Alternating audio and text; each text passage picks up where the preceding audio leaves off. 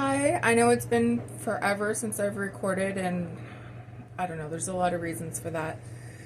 I guess as I am going to record, I'm thinking don't make it too long, try not to be fake, try not to seem monotone, and I don't know, get my point across so that I can actually record this. But I took a big break mostly because there was nothing good going on in my life. And honestly, that hasn't changed. I'm still in the whole system custody battle thing. I did get a lot of stuff happening or progress, and then a complete dissension into starting from scratch again, which I'm not going to get into with this video because I'm not even ready to deal with the fact that it happened, much less talk about it. And it's going to be like a really boring, wordy video that I don't even want to get into. And I don't really want to deal with it until I have it resolved.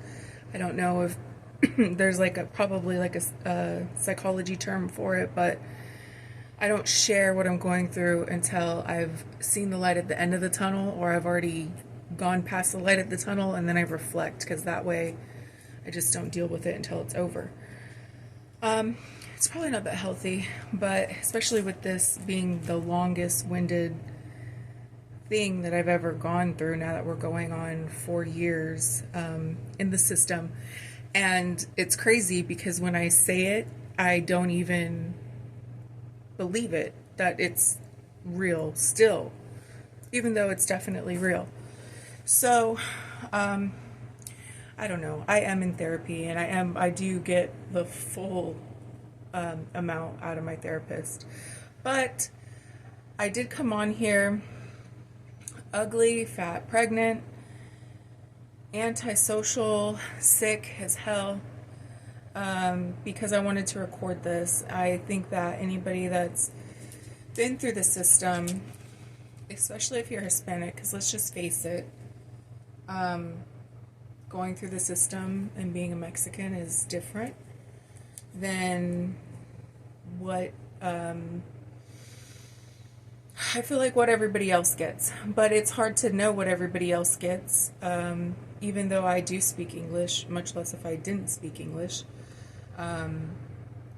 So yeah, anyways, this is significant because during this time when I came back to California, I actually lost my whole bag of stuff. Like, I've lost my whole bag of stuff several times. I've also had like a few cars blow up on me and had to leave everything behind. So that has a lot to do with it.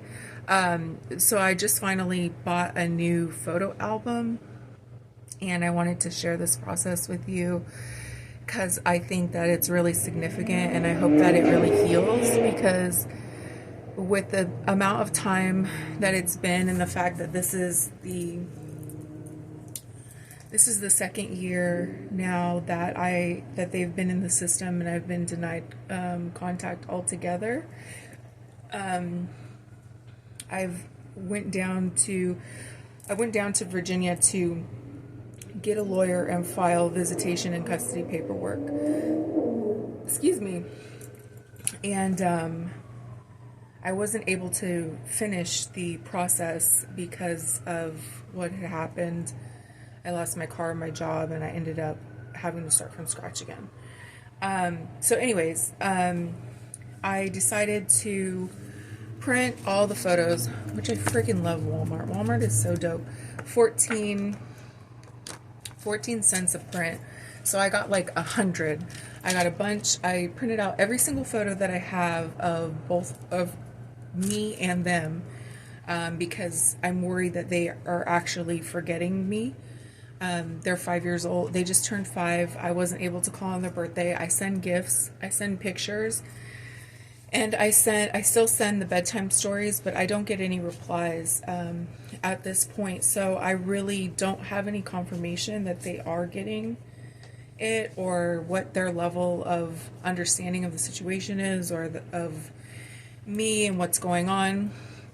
excuse my hard breathing. I have PTSD, and so just talking is upsetting. Plus, I am pregnant right now, and I know that there is a loophole in the system that even when your case is closed, if you are deemed a fit parent to another child, there are ways to get the case reopened and re-looked at, which is obviously, on top of, just the abundance of God's miracles, a good reason to have another baby. Unfortunately, this far, I'm 8 months pregnant now. 7 and 8 months pregnant now. Whew, and I'm a blimp.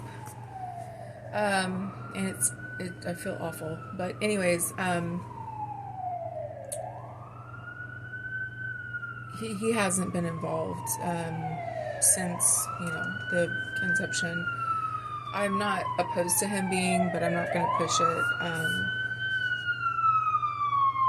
I didn't know his situation or that he was married, and he was really sweet, and I'm great, I'm glad about my blessing, but it's not going to be no fairy tale over here this time.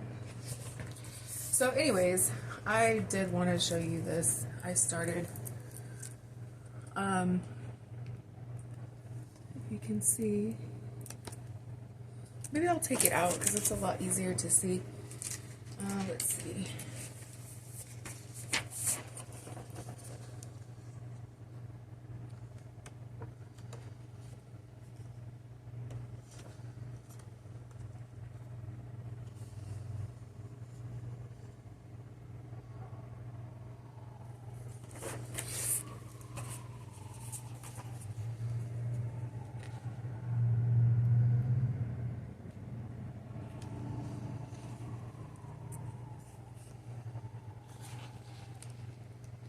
So that's the beginning, and then now I'm starting a page. Let's see if I can show you. I hate that I can't like spin this. I guess if I had a real regular camera and I wasn't using my phone to record, I could probably do this a lot better. But now I'm gonna do a page of our breastfeeding photos because it's a little embarrassing, but I guess I've posted them all. I just think it's super intimate, and I love it so much. Here's some more of our pictures. I just think that, I just hope that as they, because you can tell that they kind of haven't dealt with it yet on an emotional level just from our visitations.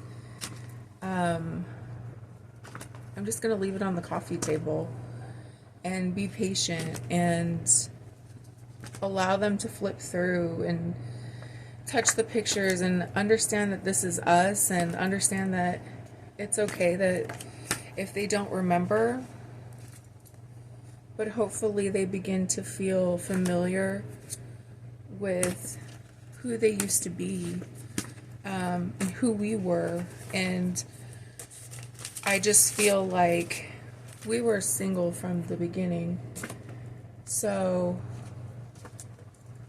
our little tribe was so strong. Our love was so deep, so intense, and I don't wish the intensity of the heartbreak that we know on any human being. Look at that smile, my little Jew bear. And this is actually at the hospital. I was working, it's a long story, but I was on assistance. I left my dad's house. Him and I were like not really getting along, and things got kind of weird, and I was changing the baby's diaper because there's two of them, and I handed him the other one, and he took the baby in the bathroom, and he said that he had that he peed, and I was like, why would you pee with the baby in your arms? Like, that is so weird.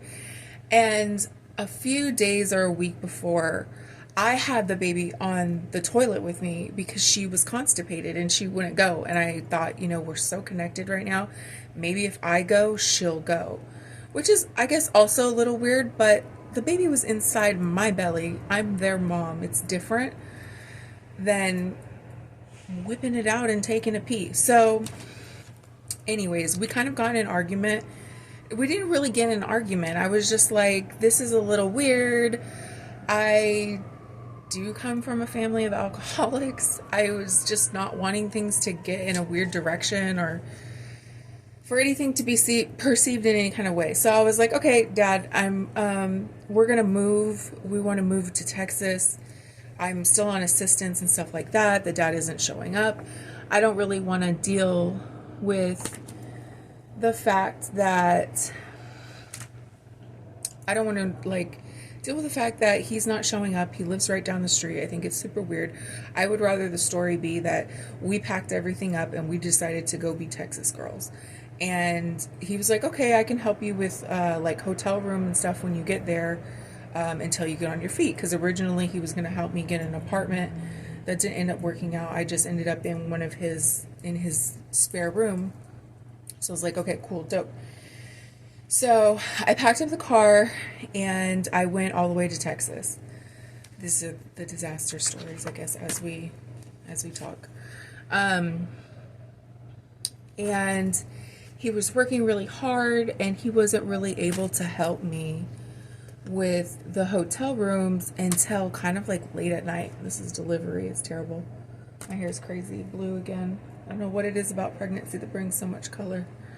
Until like late at night. And at the time, because of the way everything went, I didn't have like a travel bassinet or anything like that. So at 8 at night, I was all by myself. I had 2 car seats.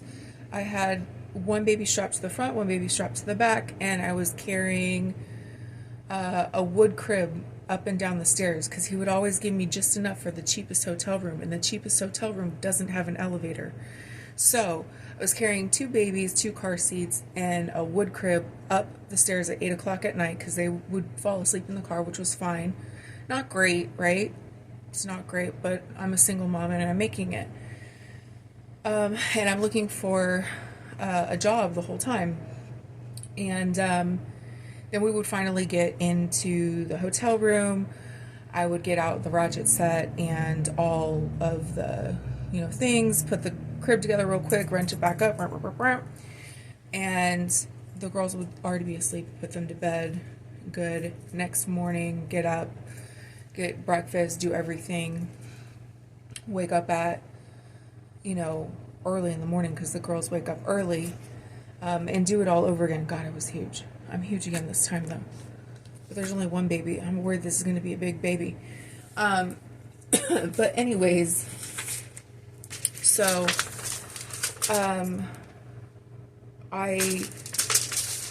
back to why we ended up in Houston getting a CAT scan.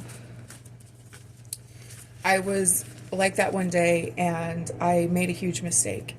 And it's hard because I'm guilty. And I laid Geneva, the baby. Geneva's the brown one. If you're just with us now. That's my little Juju bee. I laid her on the bed and I started putting together the crib like I do every night. And I was exhausted. I was dehydrated. I was hungry. I was completely depleted. It was a later night. It was probably like 10 or 11 at night. And I started putting it together. So I must have moved the bed the wrong way and I didn't strap her into her car seat because she was so peacefully laying there, which was a mistake. And she did roll off of the bed onto wood floor. I felt her start to roll off of the bed and I freaked. And I believe that my fingertips did end up under her head before she hit the wood. So like half of her head hit my fingertips and like half of her head hit the wood. So she was crying. She didn't have any like bad eyeball reaction or anything like that. But of course I freaked and I took her straight to the hospital. And I freaked on the doctor because the doctor said, you know, it's really, I'm just showing you the pictures I'm put in. It's really bad, but it happens. And they said she's fine. Just watch her, take her home and watch her and make sure that she's okay. And I said, no, you don't understand. Like, out of all of those things that could happen to 1 in a million people that never really happen, that's me. I'm that one. I'll be that one that thing that you don't expect that never really happens will happen to me. This is our visit at the hospital. Emergency department visitor. I said, you have to take a CAT scan. Please just do whatever you can to look in there and just make sure that there's no way in God's green earth that I really injured my baby, or that she could fall asleep and something could happen and she could have a concussion and nothing, you know, and she would not wake up or have brain damage or speech damage or something like that. Please, please, please. They're like, no, ma'am, this happens we're telling you, like, this happens. It doesn't happen a lot, but mom, it happens to mom. She seems fine. She's fine. I was like, she's not fine. I'm not going to rest. I was like, okay, whatever. So I left there and we were in Dallas. And so we drove 4 hours to Houston, to Children's Hospital of Houston, to have them take a CAT scan of my daughter's head to make sure there was absolutely no brain bleeding, no concussion, no nothing. So I did that. And I don't know if I should have done it or if making a big deal about it was just worse. But it doesn't really matter because there was absolutely zero chance that something had happened that was going to kill my daughter at that point. And so anyways, that's what had happened.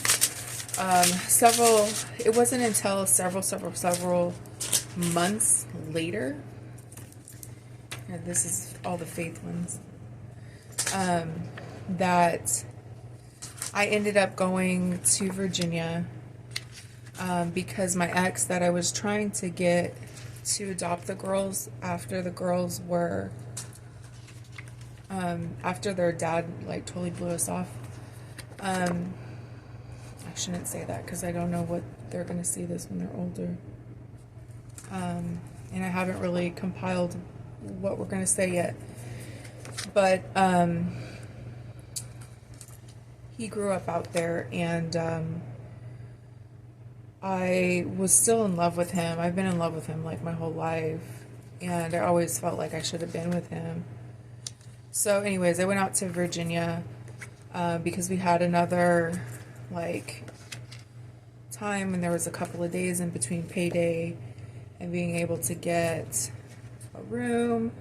And for some reason, all of the shelters in Texas were not like letting us in, which was really bizarre. There was like one that like didn't let us in and didn't have any people in it, but just like met with us and gave us a teddy bear. It was weird. So anyways, I was like, okay, Texas isn't really feeling us. The friends that we had in Texas weren't in contact. And so we moved. And when we got there, I ended up arguing kind of with my dad again. He was just being weird to me.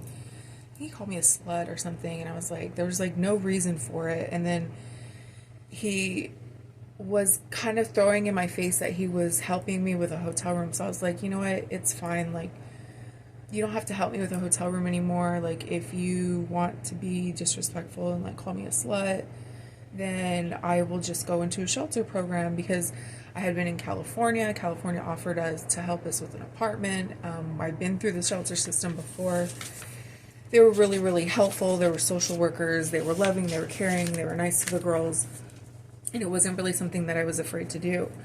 I didn't realize that on the East Coast, that's totally not how it is. Like, from the moment that you walk in the shelter system there, they're like, you're going to get your kids taken away.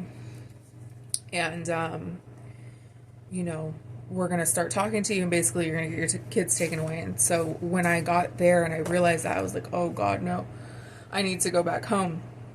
And then, so I went, we ended up getting a flat tire, and I went to the shelter with the girls. It was really nice. They were nice.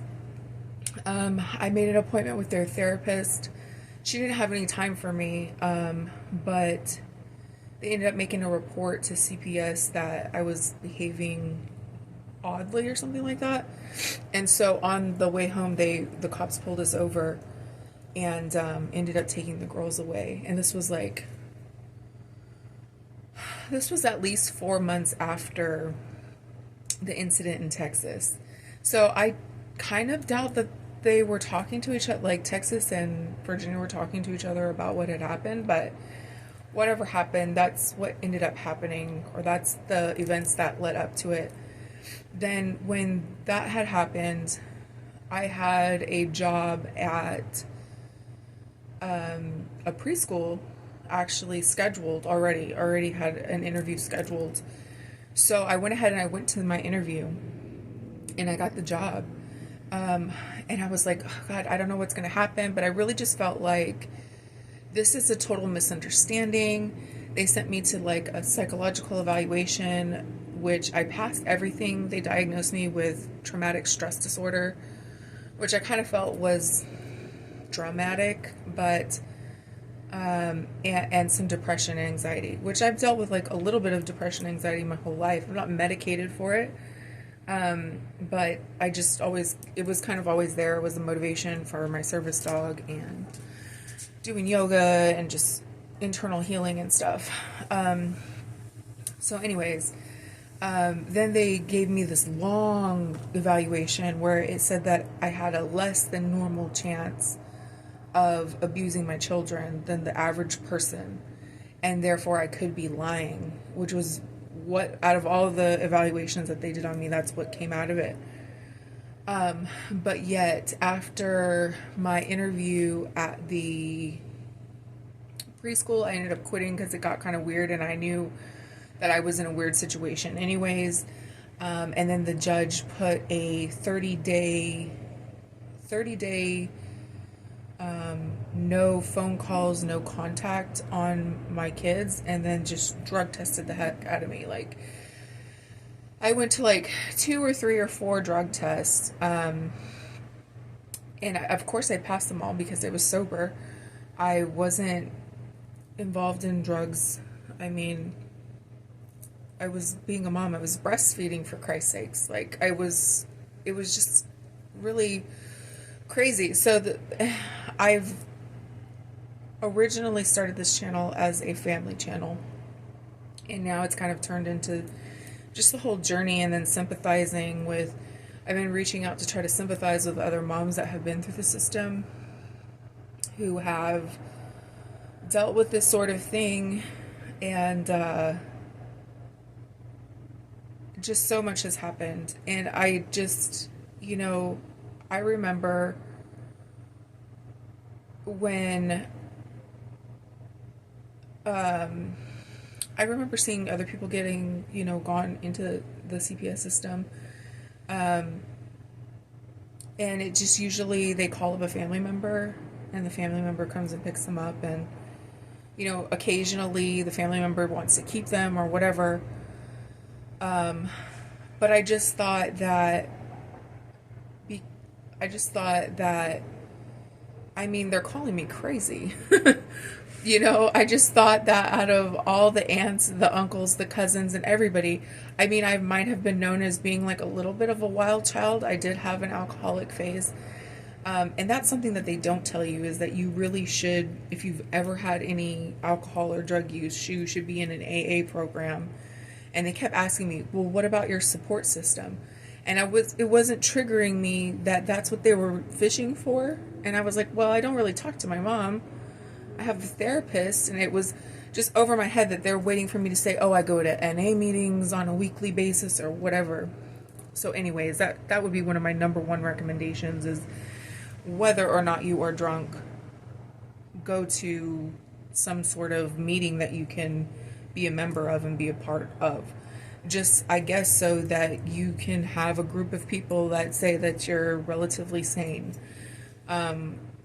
Which is just, I mean, the whole thing is just like a giant misunderstanding, in my opinion, especially being that the doctor told me that that's not, like, it does happen, I think that if I didn't take her to the hospital, or if I was not concerned enough, or I was like guilty, or I looked like I was abusing her or something like that, that would be different.